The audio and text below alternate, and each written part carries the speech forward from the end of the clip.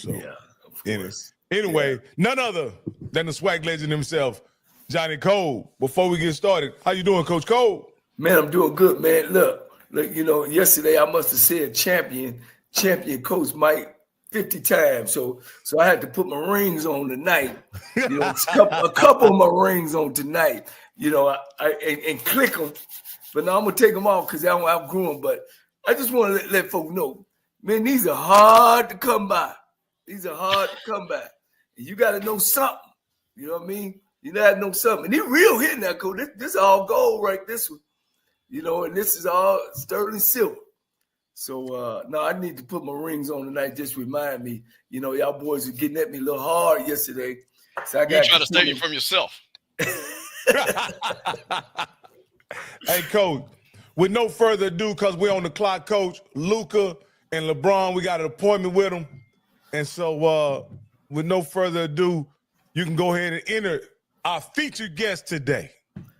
Man, Coach, what we bringing on tonight, man, I got all the, things that I think about this guy. Not only that he's just a great coach, I had a chance to actually meet him, sit down, and we shared a lot of personal stuff. And I know he's a good man. He's done things the right way. Unfortunately, he really should be coaching on a much, much higher level, but it ain't where you are. When you're a coach, you don't coach mascots, you coach young men.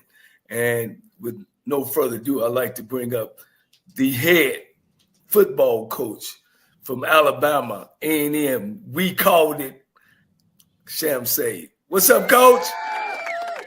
Coach Cole, thank you, man. Thank you guys for having me. Rocky, Bishop, man. Excited to be back on the show, man. Glad to be back. And it's not football season, it's the off season. So, right now, man, we're all 0-0 right now. Optimism is they call that your honeymoon, Coach.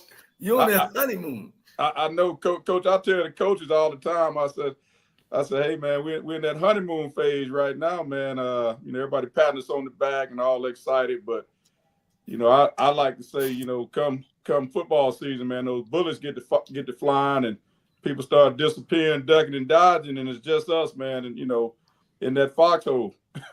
Hey, Coach Shay, before we get started, there's something that's familiar about that color you got on, Coach. Why do you look so comfortable in it, Coach? You know what? I am. I'm excited to be in it, and I'm one of those guys, man. I'm where my feet are, and I'm at Alabama A&M University, and man, I'm excited to be here. And obviously, it starts at the top, man. Our president, Dr. Williams, man. He's awesome. He supports us. He wants to do well in athletics, not just football. Also, our athletic director, Dr. Bryant, man, I'm super excited to work with him. I just think that he's one of those guys that Coach Cole, like what you just said. You said something about me. I could say that about Dr. Bryant. I think he's a guy that could be an AD at a lot of different places. Yeah. That's my homeboy. We both from Dayton, Ohio. Dayton, but, yes, sir. Coach, man, I know you got to be sitting sometime in the office when you started this journey of getting in this coaching football. And like you told me before, you started in the high school level and you kind of turned things around and won a state title. And then you was able to get the job over at Miles and got that thing going, man. And of course, I'm going to joke with you. We talked about this last year about you going to Alabama A&M. When you started the journey, was Alabama A&M a thought in your head to say, man, I want to be a head coach on the Division I level? Did Alabama A&M, you were Alabama man, Alabama college, national champion? They're a university, Coach. Huh? Alabama's a university. Alabama University, I'm sorry, that you would be here as a part of your journey, moving in your career. Well, Coach, early on when I was a young assistant coach in college, believe it or not, I actually did have some aspirations of being a Division I head football coach, and I can say actually the SWAC is one of the first places that I thought about And I'll give you an example. I had a friend of mine that was up for a swag job. Won't say who, won't say where. He was up for a swag job. He called me, talked to me about being his defensive coordinator. And this is, over 10 years ago. I mean, long time. And I was pretty excited about it. I told him, I said, well, hey, if you get the job, I want to go. I'm coming. And my thinking at that time was, okay, if I can go and do a good job as a coordinator, at this particular school, that would possibly open up the door for me to become a head coach in the SWAC. So It didn't quite happen that way. Obviously, I didn't get that job or whatever, but that was my plan at that time, was to go that route. And God had a different plan for him, a different route. And it's funny how I still ended up, in a place that I wanted to be. Yeah. I know we got you on tonight to talk about your recruits, but I want to throw a couple questions. I'm pretty sure the other guys just about you. How much, now that you are a championship coach, to me, you known as a championship, whether you win another one, how much did winning the national championship of Alabama, playing for one of the greatest coaches, how have that helped you move on? Does it when you got to Miles and got to that high school, what was the things that helped you from being at the University of Alabama, winning a national title in your coaching career? Well, that's a good question, Coach. And one thing that I've shared with people for a long time, as a player and as a coach, I can remember winning the national championship my sophomore year. Then we come back going into my junior year. In the first meeting, Coach Gene Stallings, he's got his ring on, and he points at his ring, and he tells everybody that's there, because we had a lot of new people that weren't there when we won it. And he said, we won the national championship last year, and everybody got one of these rings. And he started talking about the equipment people, the athletic trainers, coaches, players, walk-ons, even wives got pendants. And he said, you know why everybody got one? Because everybody's a part of it. You need everybody to get it done. And I'm a big believer in that. Like, I believe that. I took that with me as a player, and just had that philosophy that everybody's a part of it. And then as a coach, I feel the same way. And, I try to, really involve everybody on our coaching staff and that's involved in our support staff with our success. So that's one of the biggest things I took from winning the national championship at Alabama. Yeah. One last question. I'm going to let these guys get in here too. Have you been at a program that y'all hadn't won before? Well, we had some lean years in Cincinnati, man, with the Bengals when I first. Okay. That's where I got drafted to, and didn't make the playoffs. In 4 years, did not make the playoffs while I was there. So, I can't say that we didn't have much success, but I feel like the lessons I learned during those times helped me as I moved on as a player to finish out my NFL career, and I feel like it's helped me as a coach. Because I'm one of those guys where, I've been on some good teams. I've been on some bad teams. I've been on some mediocre, okay teams. So, I'm always striving to, have a really good ball club. So I take some of those lessons from some of those lean years, and I try to use that stuff to motivate our coaches and our players and let them know, how we need to be doing things. I got you. Go ahead, guys. I'll jump in here and ask Coach Shea I got a couple questions, Coach Shea. One, this is your second time being on the show, and I want to thank you for coming on for the second time. I don't think nobody's had such a quick turnaround from going from, coming on by the first time and then coming right back on after you was hired. And so I want to thank you, Coach. You got three showings here, Coach, and I want to thank you. But what I want to ask you, Coach, is this. When we interviewed you before, you hadn't put your coaching staff together. So have you kind of put your entire coaching staff together, or do you still have some play spots open that you need to fill, or where are you at with that? Well, we pretty much finished up our coaching staff.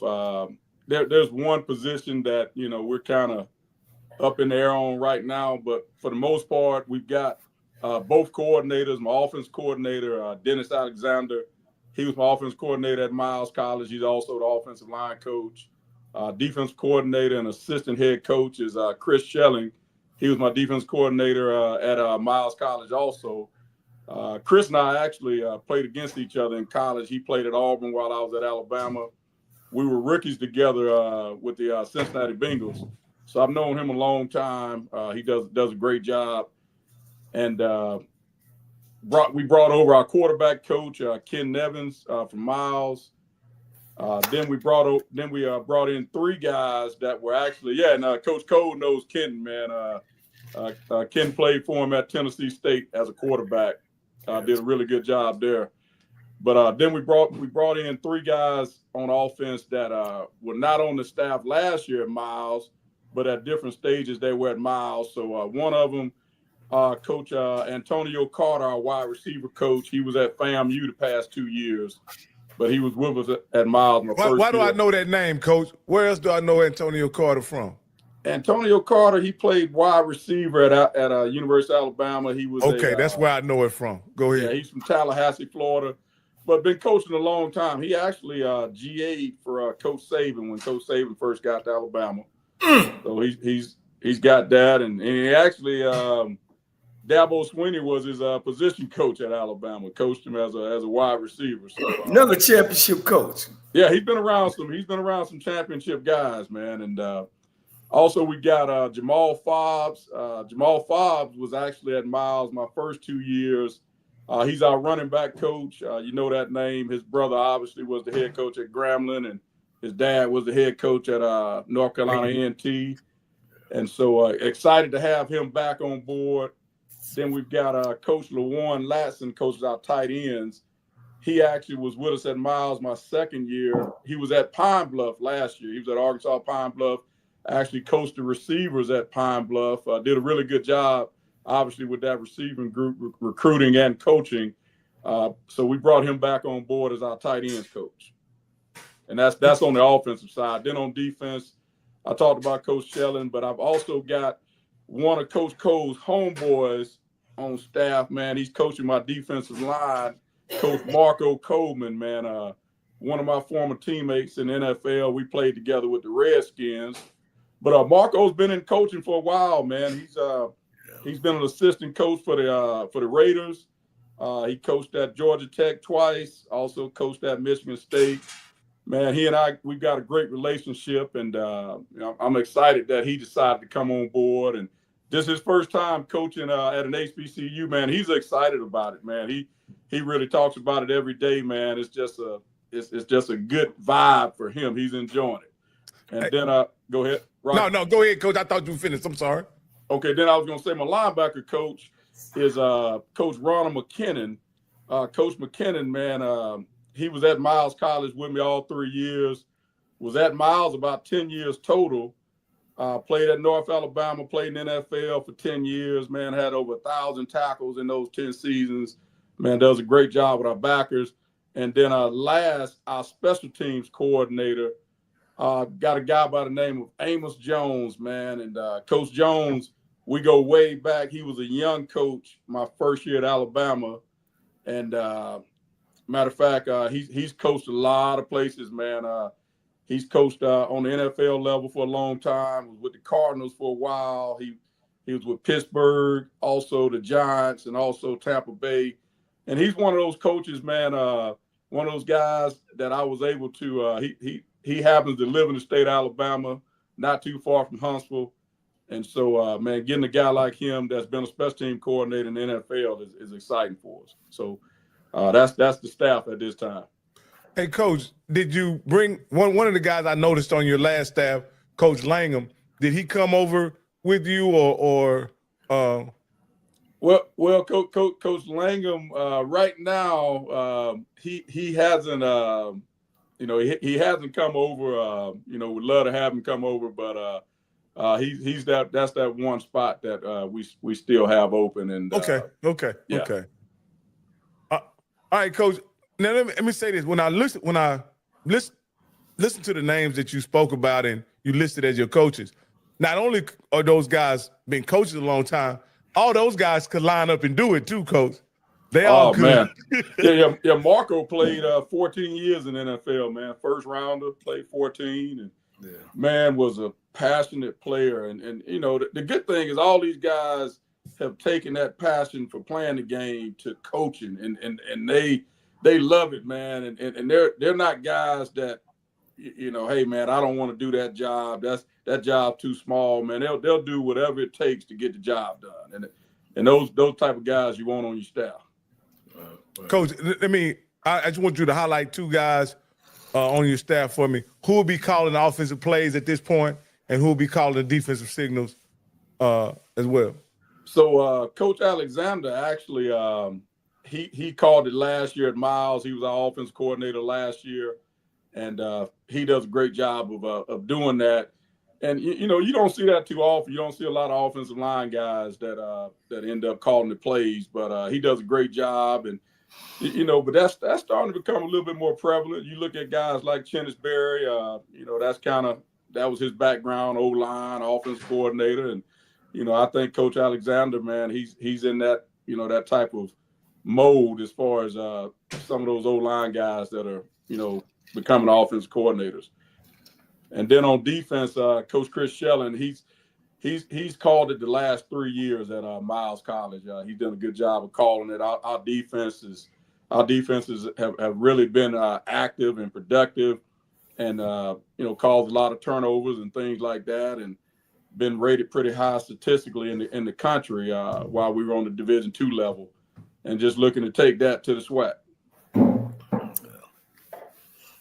Go ahead, Campbell, if you have any questions. I know you want to get after him about his recruiting class and trying to get in it. So, Coach, I'm going to do two things. I think what I'm going to do is I'm going to talk to you about your recruiting class, and then I'm going to let these guys ask questions. But then I'm going to come back and talk to you about the Legacy Bowl, okay?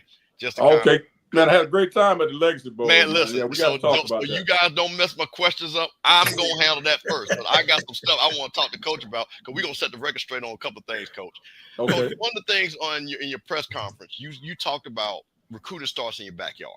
Right. And one of the things. So one of the things that I looked at and kind of just looking at what you guys brought in 32 guys, a lot of Alabama flavor. But what I also like, you had 8 guys that came from Miles with you. And we saw what Coach Berry did that brought those guys that were championship guys and brought them over to South Carolina State. Talk to us first about your guys from Miles, some of those guys, why you brought them over, highlight some of those guys, and then talk about your recruiting philosophy, why you went portal and why you also went high school. Well, first off, the guys that we brought over from Miles, obviously, man, the good thing is, you know, when you're bringing in transfers, it's awesome when you can bring in a guy that you've actually coached and worked with and you know them. So first off, those 8 young men, man, they first off, they're true student athletes, number one. They're going to handle the business off the field in the classroom and also handle it on the field. So that was important. But they also fit some needs that we had. For instance, Travonta Abner, you know, bringing him over in the tight end position, that gives us obviously more depth in that tight end position here. Bringing over an all-conference guy like Abner that can make things happen in the passing game, that helps us. Then you look at the safety position, being able to bring over Jeremiah Hudson-Davis, who he actually broke his hand during the season. If he doesn't break his hand, he leads us in tackles, and he's probably up there for Defensive Player of the Year in the conference. You know, so being able to bring a guy like that over, and you keep going. Keith Green was a true freshman for us last year. Made a lot of great plays for us on that defensive line at DN. Excited about bringing him over. Then we had a couple other young guys, couple guys that were true freshmen that came over. Kamani Merrill gave us some depth on our D-line up front as a D tackle. He's actually a Huntsville guy, so, you know, he actually ended up coming back home. Then you talk about at linebacker, young linebacker, John Robinson was a freshman for us last year that gave us a lot of depth, played a lot of special teams, things like that. So, you know, really excited about, you know, him coming over. Then at wide receiver, Frank Pierre, a big receiver from South Florida that came over with us. He'll be a redshirt junior.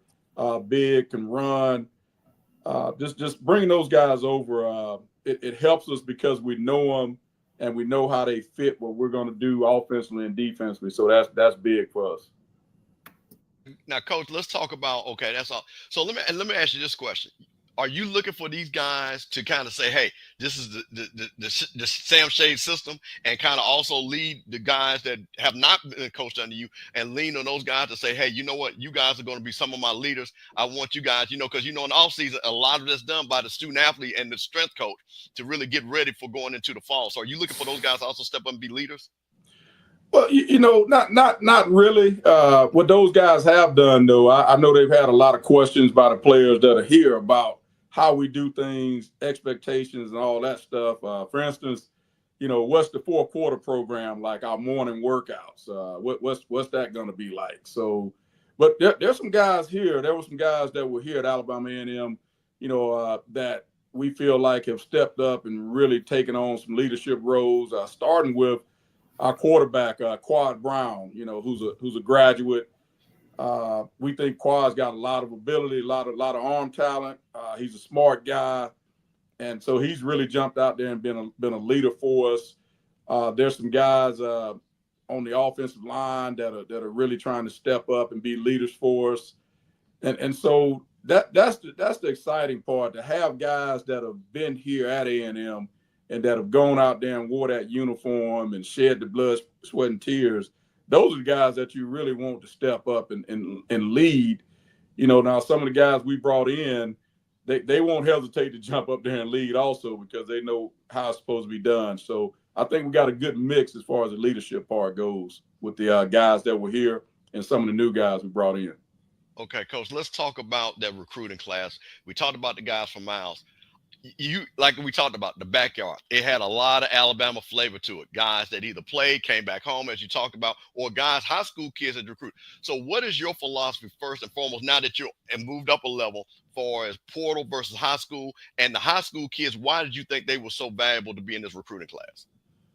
Well, first off, my philosophy, our philosophy when it comes to recruiting is we want to fill our needs, because in today's college football, you want to go out there and you want to, try to win as soon as you can win, and you want to win as many as you can win, because, unfortunately, you're seeing situations where guys are getting 1 year, 2 years, and, people are pulling the plug. So you want to try to bring transfers in that can come in and play right now, that can help you right now. So we brought in 17 mid-year guys, and we brought all those guys in to compete to help us right now at different positions on offense and defense. And so that's the philosophy about the transfers. But the high school guys, I'm a former high school coach, head coach in this state of Alabama.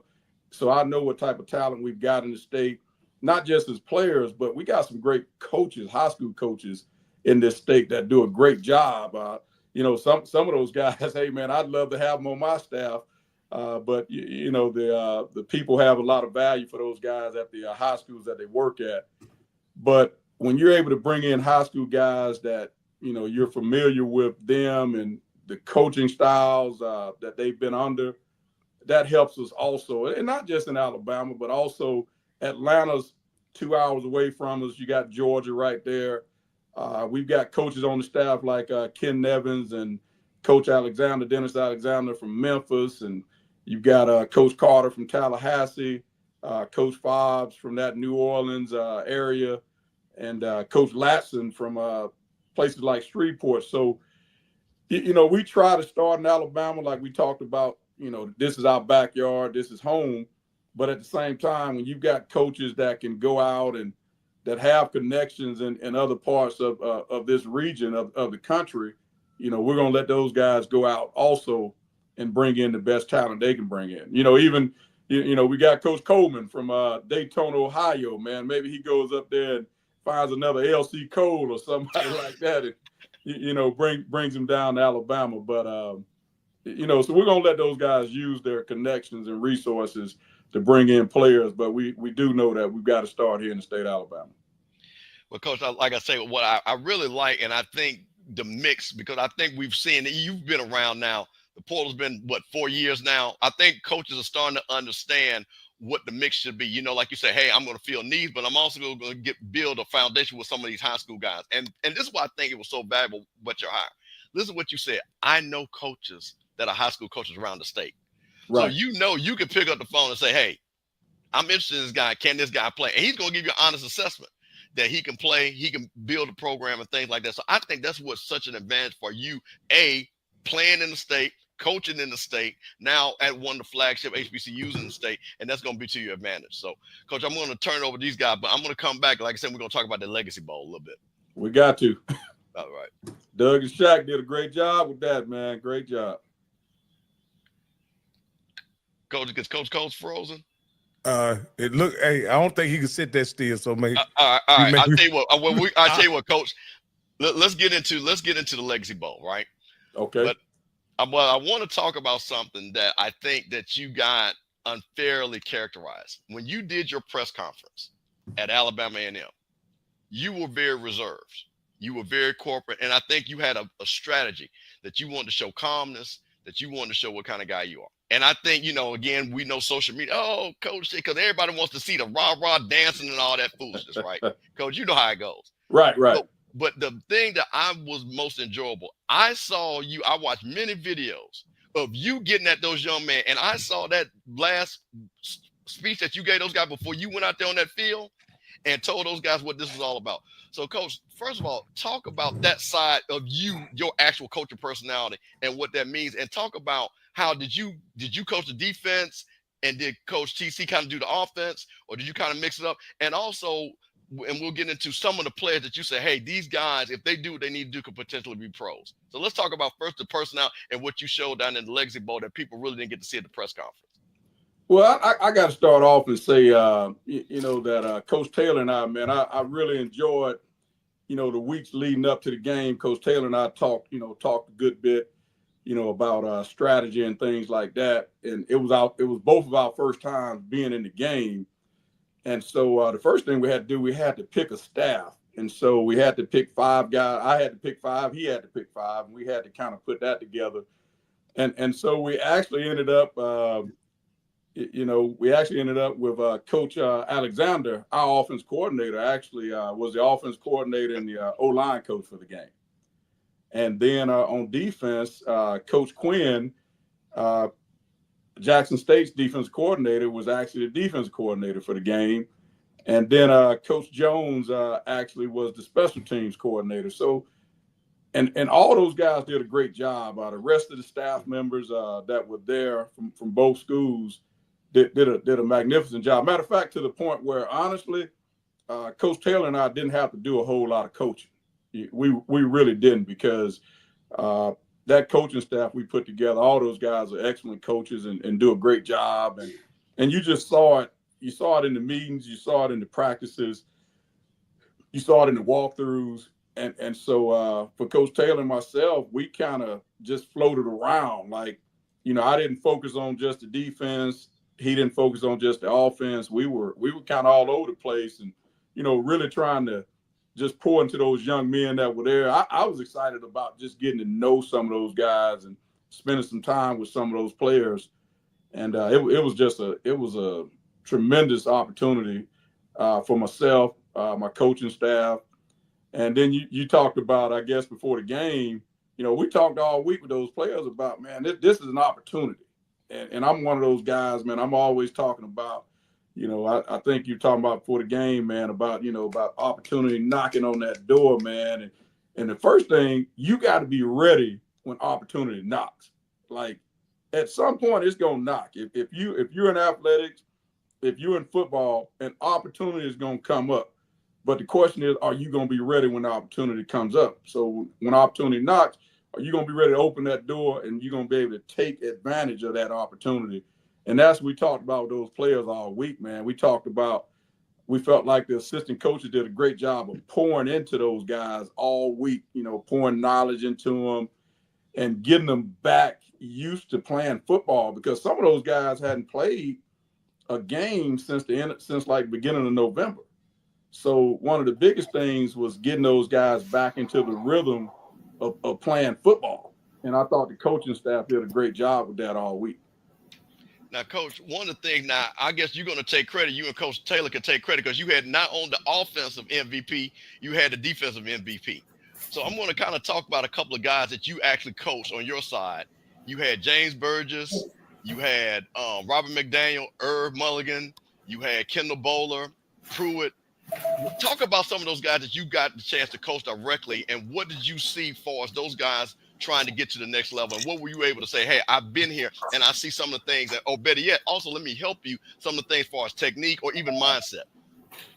Well, I think it started with, Coach Taylor and myself, being guys that have played on the NFL level. I felt like those guys were really just hanging on pretty much every word, when we did address the team, because we were talking about the opportunity that was at hand. And we were talking about the approach and the attention to detail, all those things that they needed to have and show during the week, because there were a lot of all 32 teams were around during the week, and it started off with the HBCU Combine on Monday. So you had all 32 teams there for that, and I got to stop. I'd be remiss, man, if I don't mention, man, Doug Williams and Shaq Harris, man, two guys that I've had a chance to get to know over the years that are just doing great things for HBCU athletics, HBCU football. And, that game, the sponsorships in that game are just awesome. You've got so many great sponsors that make that game what it is. And my hat just goes off to everybody involved in it. But just going back to the players, some of those guys, like you mentioned, man, just had great seasons, great college careers, and they could have easily said they weren't going to play in the game. Like they could have gone practice a couple of days, had a couple good practices, and said, I'm not going to play. But the majority of those guys, they practiced hard all week, had some great performances in practice, and then they took it to the game. The one thing about the game that's tough is we had 5 running backs that I felt like all 5 of them were good running backs, 3 quarterbacks that we felt like were all good quarterbacks. And then you've got 6 wide receivers that are all good wide receivers. And you get in the game and it's hard to showcase those guys because, it's an all-star game. You want to play everybody. You want to try to, balance out the amount of reps they get as far as touches, balls thrown to them at receiver, handoffs at running back. So there's some guys that had some really good weeks that didn't maybe get an opportunity to do as much in the ball games. Coach, I want to ask you this, Coach. Last year, the game was marred, in my opinion, by probably the best prospect in HBCU football last year being injured in the game. Right. Did that factor into any of the preparation or any of the gameplay that you guys planned out for the game or anything? Did that play a factor, or was that just addressed as part of football? Well, actually, there were some things in the rules for the ball game that probably that they didn't use the year before. For instance, there were no quarterback design runs in the game. So, for instance, if it was 3rd and 1, 4th and 1, 4th and inches, you couldn't put the quarterback on the center and run a quarterback sneak. We couldn't run any RPOs, the run pass options where quarterback fakes it to the back and he can either run it or throw it. We couldn't do any of that type of stuff because there was an emphasis put on protecting those quarterbacks and, just making sure that, that we didn't have any design runs for those guys. And I was okay with that. I think that's fine because, in an all-star game, there's only so much you can do. There's only so much time you got with them. And so I felt like that might have helped the defense a little bit. But at the same time, player safety is always a good deal, especially in an all-star game. Yeah. Well, Coach, you guys finished with the Legacy Bowl a little bit? I got one other thing, and then I'll let Coach go.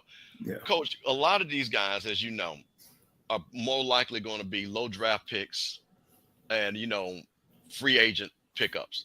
How much did you talk to these guys about being strong on special teams, running down hard on the kickoffs, and doing your assignments on special teams? Did you guys talk to them about that? Because that's a gateway for a lot of those players to again grow into being NFL players. Did you guys emphasize that a lot during the course of the week and kind of letting them understand that while you were a star on this level, there are other things that you might need to do to get to the NFL? Yes, that was a heavy emphasis put on it from myself and a lot of the other coaches that particularly played in the NFL. Myself, I actually didn't become a full-time starter until my third year in the NFL. So my first 2 years, I had to earn a living and be on that team by playing special teams. I shared that with those players. And there were other coaches on staff. Coach Ronald McKinnon played 10 years in the NFL. He's one of them that was there, our linebacker coach. And, obviously, Coach Taylor, he played in the NFL, and he was able to break that down. So those guys definitely understood that. And then you look at the game, the big receiver from North Carolina Central, big kid that can really run, I thought he stood out on special teams. I thought that he did a great job in coverage, covering punts, getting down there, making tackles, causing fair catches. And that's a big receiver that can run and catch and also jump. And we know he's a good receiver, but now people know he can be a good special teams player. So that's going to help him. Hey, Coach, last question, Coach, about the Legacy Bowl. Being that you coached on the D2 level and you're now at the Division I level, what do you see at the very top? Because the Legacy Bowl features the very, very best players that HBCUs has to offer. Is there much of a difference between that D2 player and that really good HBCU player? Well, I don't think there's a big difference between that top Division II player and that top D1 player. I really don't. I think that, it's maybe a situation where you're fortunate, like, for instance, a guy like Jada Byers, the running back from Virginia Union. Obviously I thought he was, just as good as any running back there. And you don't know why he stayed at Virginia Union. Matter of fact, I had a chance to talk to some of those coaches that were there, like Dr. Parker and his running back coach at Virginia Union. We had a chance to talk, and those guys talked about, yes, he had a chance to leave Virginia Union and go other places, but for certain reasons he decided to stay. And so that's how some of those Division II players that are there, for whatever reason, they decided to stay at the college they were at, and instead of going up, because trust me, they all had opportunities to go up to the FCS level at least. And same thing with the Division I players. So there's not a big difference when you start talking about the top guys from Division II. Yeah. Coach, I had the opportunity to call the last game of the year, Alabama A&M's last game of the year. And I don't think is England back, the running back? No, he was actually at the game. He participated in the HBCU Legacy Bowl and did a great job during the week. Really did. And you spoke about Cornelius Brown, the quarterback? Yes, Quad Brown, Yeah. Cornelius Brown. He's back. Yeah. How, when you went about recruiting, when you came in, did you evaluate film or did you just hit the ground recruiting? How did that work out for you and your staff? Did you guys had a plan on, you're watching these games, you're watching the defense, let's come together and start talking about our needs before you went out to coach, or you just started recruiting? No, we started with evaluating the team that was here, that was here at Alabama A&M. That was the first thing, was to evaluate these guys and see what the needs were, see what the strengths were for this team, see what the weaknesses were. And so that's how it started. And then we knew what we needed to try to go out and get as far as in recruiting. That's how we kind of, figured that out. How many guys did you have coming back on offense and defense? Well, that's funny you say that, because when I got the job, there were 23 players here at Alabama A&M that were in the transfer portal. And we did lose some of those guys. There were a couple offensive linemen that, should have been back that moved up to FBS. Obviously there was some financial stuff to that. Then we lost a safety on defense, similar situation. So that's the part. So we actually offensive line wise, it would have been nice to bring those guys back, and then in the secondary. But we're actually bringing back not many starters from last year's team on either side of the ball. We've got some work to do. Is Kimber coming back? Say again? The wide receiver. You talking about Hambrick, Keenan? Yeah, Hambrick. I'm sorry. Hambrick, he played in the Legacy Bowl. Oh, okay. Yeah, he was in the Legacy Bowl too. So okay. No, we've got some holes to fill. We do it, and you know what, Coach? He had a really good week at the Legacy Bowl. He really did. He's one of those guys I thought in the game didn't get a chance to show as much in the game, but he showed a lot during the week, every practice. Mm-hmm. Mm-hmm. I thought he was a pretty standout player as well, and I like the Brown kid at quarterback. Is he kind of? You said he's been showing a lot of leadership ability. Does it look like he's going to be walking in first in the fall? Well, we hadn't gone to spring practice yet, and Right. we brought in some guys. We brought in a couple transfers. One from Western Michigan, kid from over in Atlanta, and then we brought a kid in from Birmingham that had been at Wofford. This young man actually played at Fairfield High School and Pleasant Grove High School, and so we've got some competition. That's what we've tried to do. We've tried to bring in and create competition at each and every position. But obviously, if you look at the body of work and the resume, and I tell the players this all the time. I tell them, look, when we go out there for spring ball, and we send that first group out there, somebody's got to go out there first. All right. So if we're doing that, obviously Quad's going out there first, because you look at his resume, his body of work. That's just the way it works. But I tell the players also, man, that depth chart, man, it's dynamic, man. It changes. It's not static. It's not set in stone. And they understand that. And I've got a saying that I tell them all the time. I tell them, look, every day you show up, for practice, you show up in the weight room, the classroom, man, there's a sign on the door, and that sign says now hiring. So every day you're trying to get hired for that job. And Coach, I know you understand that one. So that depth chart can change now, but we got to start somewhere. We got to start somewhere. And normally we're going to put the guy out there that's, basically got the biggest resume and, the guy that's got the most experience. Yeah. Yeah. One thing, speaking of your staff at Miles College, and I see Stanley Connors kind of branched off the Lane College job. As you know, and I know that when you have a good staff, you're going to lose some. And off that staff, I think you got produced two head coaches underneath your tree, the one that stayed at Miles, as well as Stanley Connors. Well, so Coach Connor first, man, Coach Connor, awesome coach, been around, been a lot of places, man, very articulate, great recruiter, great coach. Could probably coach any position on offense or defense and do a great job. He was actually he was going to come to Alabama A&M with me, but he pulled me to the side at one point and he said, Coach, hey man, this Lane job is open and they're talking to me. And I said, well, Coach, if it works out, man, I'm happy for you. If not, let's roll at Alabama A&M. Yeah. But it actually worked out. Go ahead. No, I was going to ask Coach Bishop. You remember Stanley Connors, don't you? Oh, absolutely. For Jackson State. Mm-hmm. He could run it too, Coach. Oh yeah. He tremendous player at Jackson State, man. Played in the Canadian League for a long time. Did a good job as the head coach at Benedict. That's the other thing about Coach Connor.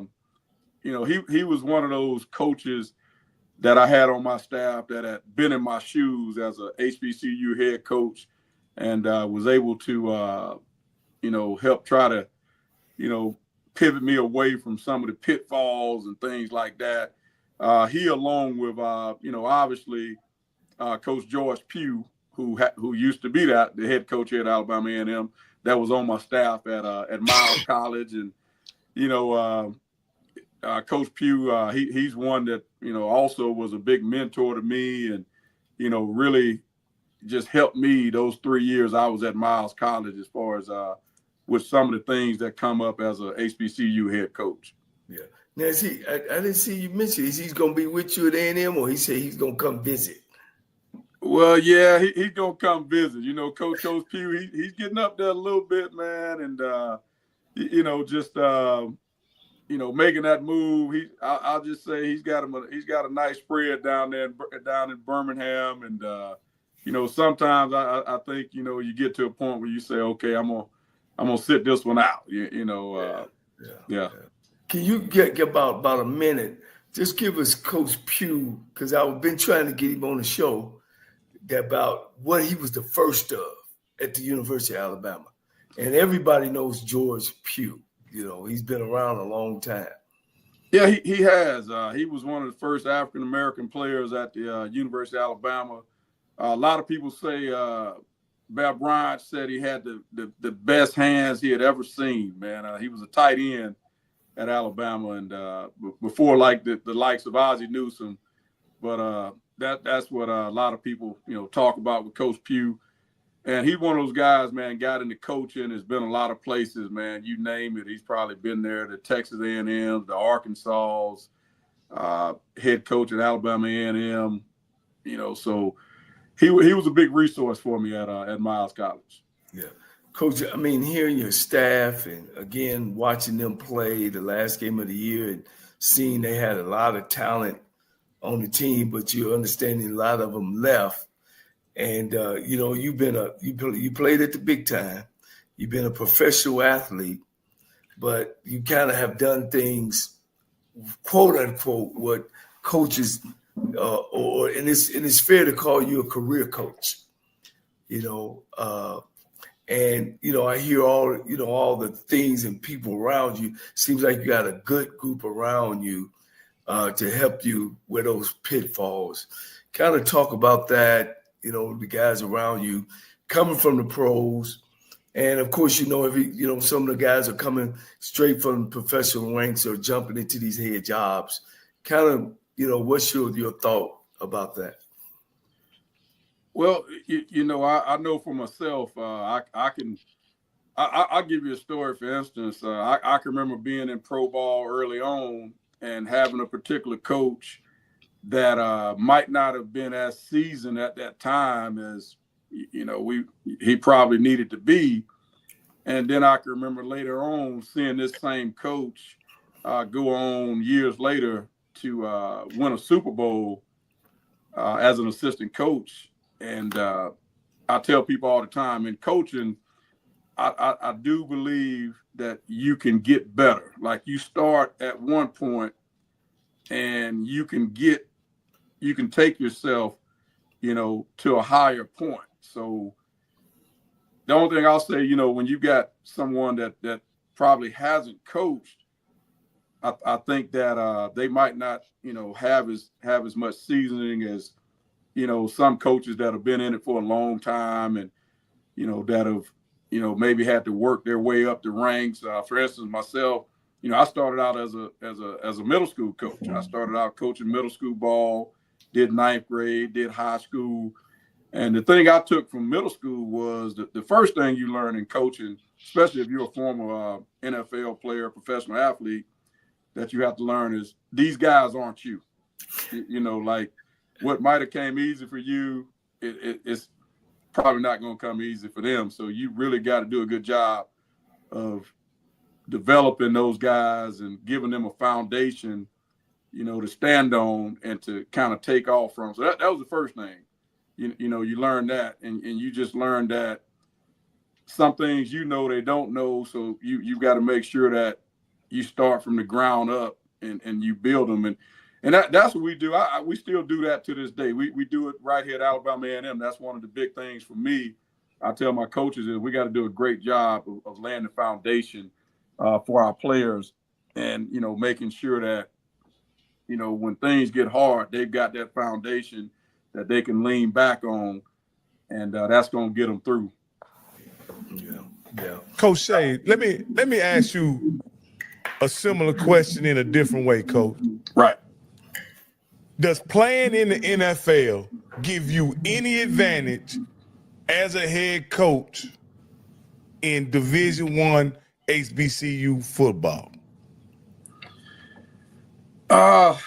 That's a, you know, that's a tough one. I think if it does, it's not very much. I think it might be slight. You know, obviously, I think it depends sometimes on who you are. I think from a recruiting standpoint, you know, if you've got a, you know, really big name and a lot of people know you, I think it could help you in recruiting.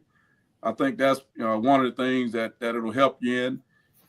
As far as just the coaching side of it, I think when you start coaching, I think it's just all about, you know, what your experiences are as a coach, what's been poured into you as a coach. I think all that stuff takes over at that point. But I do think that, you know, NFL guys, some of those guys with the bigger names, I think it does help them from a recruiting standpoint.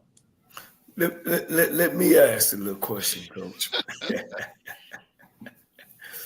Playing in the NFL, playing at the University of Alabama, there's something called a cerebral player. There's some guys that you've played with in the NFL. There's some guys you played with in the pros that when I say cerebral, and you were a cerebral player from Alabama to the pros because you stood out. You stood out not only just as a good player, you stood out as a leader in the locker room. Coach, he signed with the Redskins. I'm not going to agree with that. All right, you're an Eagles fan or a Cowboys fan? Cowboy fan. America's team. 5-time Super Bowl champ. Yeah. Go ahead. So when you look back, you know, again, you know, of guys who's coaching now and who's not coaching, and you kind of hit on it a little bit. How important is that? Now, if you took a guy from the pros that was a cerebral player, that means he knew, you know, about the equipment man. He talked to the head coach. He talked to the general manager. You know, he wanted to know everything. He knew what the front line, what the back end done. To me, that's more of a guy that can come into coaching and then have some understanding of what's going on. But when you're not that cerebral player, but that don't make you good or not, because there's some guys that's, and you've seen them, that they so damn athletic, you know, and they the best athlete on the field, and they know their position, but they don't know nothing else. You know, have you seen those players, and have you seen players that are cerebral, meaning they know the game in and out? I have, Coach. I mean, I think you hit on it. You've got guys like those cerebral players that you talked about that, you know, talk to everybody in the building, the scouts, the GM, the coaches. I know I had some great relationships with some coaches, and even got a chance, like you said, to get to know some of the scouts and GMs and stuff. And you do have some guys that, you know, there's some guys that are about, hey man, I'm just gonna do my job.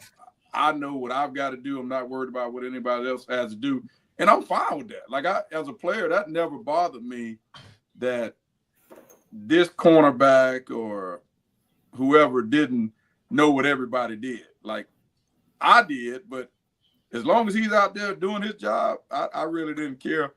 But you're right though. You know, some guys just, you know, after they're finished playing, they're not looking to get into coaching, you know, because they could care less about, you know, what everybody else was doing. But Coach Shade, so what Coach Cole is pointing to is something that for you. No, this is serious though, Coach Cole, because I want to point this out. For years, I think athletic, physically dominant, whatever you want to call it, players have been discriminated against in the coaching profession because those guys were assumed to have some type of physical advantage that led to their success, which led them not to get opportunities to actually coach the game that they were dominant in. I think that's a level of discrimination or that I don't think should exist, especially at the HBCU level. Now, I'm not saying a guy is qualified just because he played in the NFL, but I'm just saying, even as a position coach, you can't assume the guy doesn't know the game because he ran a 4.2 and could, and had hands like suction cups. Let me stop you right there. That's exactly what you're saying, is that because he plays in the NFL, that makes him a coach. And I'm trying to tell you, I've had opportunities to coach kids up on the NFL, and it's more to coaching than just playing at the highest level. So, I mean, there's so many other dynamics about and around being a head football coach, Rocky. I understand that, coach, at a head coach, but when you take a guy like Coach, let me ask you this, Coach. Okay. Why can't a guy like a Sam Shade transition to a position coach shortly after his career is over for the Redskins, for the Cowboys, for the Eagles, and a guy who never played the game before at that level, has a father or grandfather that's part of the coaching profession, he gets the opportunity to get the coaching. They say, Sam, you have to go coach somewhere else because this job is for Mike Jr. You know what I mean? And I know I'm talking about something that may not be relevant in this situation, but I think great NFL players or successful NFL players historically just don't roll into those positions as well as I think they should. I don't know if they want to coach, but it seems like you would be a candidate shortly after your career being a safety that you could have went and been a DB coach at the highest level, or at least at the D1 level. I think you're right. Now I will say this though, for a lot of players, and I tell a lot of young guys that I know that are playing in NFL, and I've told them for years, if you think you want to coach, go ahead and start talking about that with coaches and different personnel people, and talk about that opportunity that you want, because that's the best time to do it is right after you finish playing. But if you wait, then that window starts. My name is JM&E, and I won $500 on the lunch money for keeping up with the Jonas Bracket Challenge.